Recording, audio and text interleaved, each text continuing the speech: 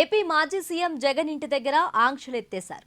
ముఖ్యమంత్రిగా ఉన్న సమయంలో తాడేపల్లిలోని తన ఇంటిని సీఎం క్యాంప్ ఆఫీసుగా ఉపయోగించుకోవడంతో ఇక్కడ మూడెంచుల భద్రత ఏర్పాటు చేశారు. ప్రభుత్వం మారడంతో తాడేపల్లి జగన్ నివాస మార్గంలో రహదారిని సాధారణ ప్రజలకు అందుబాటులోకి తెచ్చింది. దీంతో వాహనాల రాకపోకలు మొదలయ్యాయి. ఇన్ని రోజులు ఆంక్షలు ఉండడంతో ఇబ్బందులు పడ్డామని చెబుతున్న స్థానిక ప్రజలు ప్రభుత్వం, పోలీసులు ఆంక్షలు సడలించడంతో ఆనందం వ్యక్తం చేస్తున్నారు. జగన్ ఇంటి ముందు నుంచే ప్రయాణాలు సాగిస్తున్నారు. అయితే తన నివాసం వద్ద 30 మంది ప్రైవేట్ సెక్యూరిటీ సిబ్బందితో భద్రత ఏర్పాటు చేసుకున్నారు జగన్. 2019 నుంచి మొన్నటి వరకు ముఖ్యమంత్రిగా ఉన్న సమయంలో తాడేపల్లి నుంచి అన్ని కార్యక్రమాలు సాగించారు. పార్టీ పరంగా రివ్యూలు, కీలక నిర్ణయాలు ఇక్కడి నుంచే తీసుకున్నారు వైసీపీ అధినేత జగన్.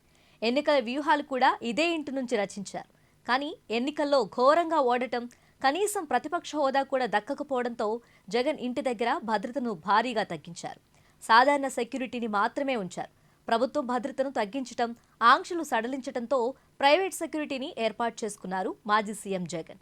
మాజీ మంత్రులు, వైసీపీ నాయకులు కార్యాలయాల మీద దాడులు జరుగుతూ ఉండడంతో తాడేపల్లి నివాసం, క్యాంప్ ఆఫీస్ దగ్గర 30 మంది సెక్యూరిటీని నియమించారు. జగన్ ఇంటి ముందు కొంతమంది, ఇంటి లోపల మరికొంతమంది సెక్యూరిటీగా ఉంటారు. 30 మంది ప్రైవేట్ సెక్యూరిటీని క్షుణ్ణంగా తనిఖీ చేసిన తర్వాతే జగన్ ఇంట్లోకి పంపారు. వీరంతా ప్రతిరోజు జగన్ ఇంటి దగ్గర కాపలాగా ఉండనున్నారు. ఇక తమ అధినేత ఇంటి దగ్గర ఆంక్షలు తొలగిపోవడంతో వైసీపీ నేతలు, కార్యకర్తలు కూడా తాడేపల్లి నివాసానికి భారీగా వస్తున్నారు. సెల్ఫీలు తీసుకుంటూ సంతోషం వ్యక్తం చేస్తున్నారు.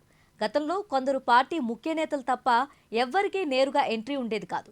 మంత్రులు, ఎమ్మెల్యేలు, ఇతర నాయకులంతా అపాయింట్మెంట్ ఉంటేనే ఇక్కడికి రావాల్సి ఉండేది. కానీ ఇప్పుడు ఆ పరిస్థితి లేదు.